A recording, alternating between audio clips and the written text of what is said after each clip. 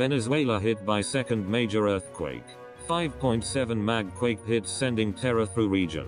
Venezuela has been hit by another earthquake in an aftershock just hours after a 7.3 magnitude quake sent terror through South America. The tremor hit in Sucre, Venezuela, 100 miles from the port of Spain in Trinidad and Tobago. It hit just before 2:30 p.m. BTC, 9:27 a.m. local time.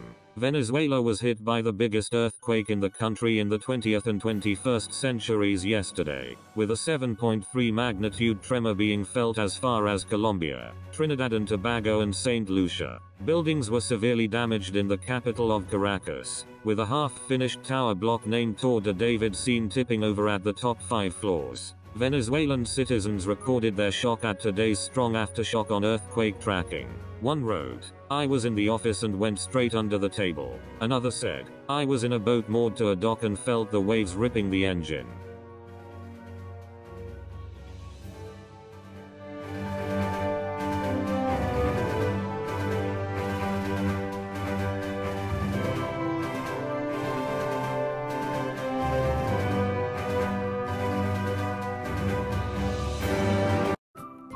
Thank you for watching.